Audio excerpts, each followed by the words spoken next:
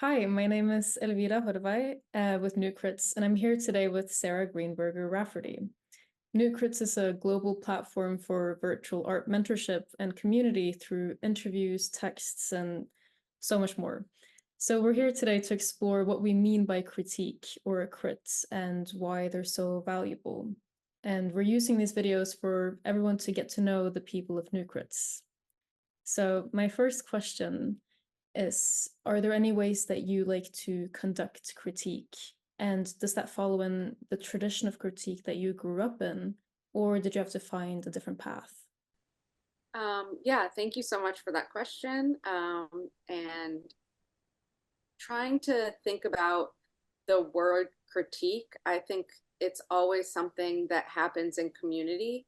And yes, I think the sort of DNA of the idea of critique, which is a community of artists helping other artists think critically and act critically in the making, presenting, and interpreting of artwork, is something that started, foundationally for me when I went to art school, but it's probably not something I grew up with in any way. I think it's just an evolution through the life of being an artist. Um, and I think it's part of a community um, dialogue, a community responsibility for us to, it's a kind of a lot of people call this kind of thing accountability. It's in different fields. I think probably critique has, as a word and as a process, has a deep intellectual background, maybe literary and art, but it's interchangeable with any of these things. And my touchstone for any of it is to be of help, to be of service, to be in service. And then I know we have a limited time, but just to think about one-on-one, I really like to think of it more as a studio visit. And I use that kind of nomenclature a little bit more than critique when it's one-on-one. Not because two people can't be a community, but because it's a little bit more of a intimate dynamic. Right, thank you. And going off of that, um, what do you see as the value in critique? Yeah, so I think the value um, for an artist, let's say there's a critiquer and a critiquee, of course, it's always relational. And I believe in, attempting to um, dissolve the hierarchy or dissolve the power structure. And yet I do have a certain expertise, experience, or knowledge that someone might want to talk to me about.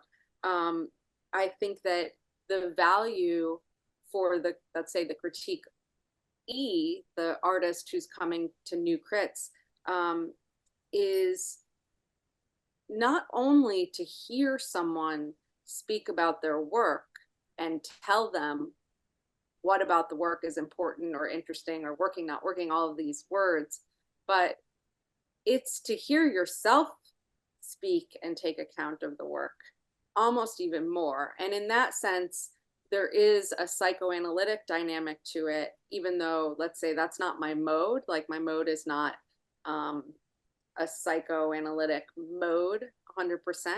It's mixed in there, but I think this sort of blank slate or mirroring uh, analogy is really adept, because whenever I'm speaking about my work to someone, sometimes I surprise myself in things that I wouldn't even think of myself in the studio, in taking account or in becoming accountable or in having this like partnership, this dialogue. So for me, the most important thing is, as the artist who is being critiqued, to use that word, um, is is taking account and pushing against questions, queries, statements, thoughts, and having a kind of resistance to work with, to understand what you think you're doing. Right, right. That's such a good way to put it. Can you tell us about a project that changed its direction through conversations with other artists? Yeah, I mean, there's really not a project that hasn't changed through conversations with other artists. One of the things that other artists can do, because they, you know, that they have that same experience as you. So I think a lot of times, um, you know, you want to know that someone has experience of working through the problem solving of wrangling ideas that are, um, philosophical, emotional, intellectual, intuitive, material, um, engineering, all of these things that people have made that kind of magic, in their own sense. And so you asked me about the experience. I mean, there's not really a single work that I've made authored by me that has not been made in conversation with my community. That's very internalized in my studio. It might not be a formal Zoom like this or a formal studio visit, even, but it's something that's internalized through decades now of being, um, consorting with artists and being in dialogue with artists. So it's one of the most beautiful things about being an artist, the way your work is affected by other artists you talk to. Yeah. And at what point in your process do you find yourself in need of feedback?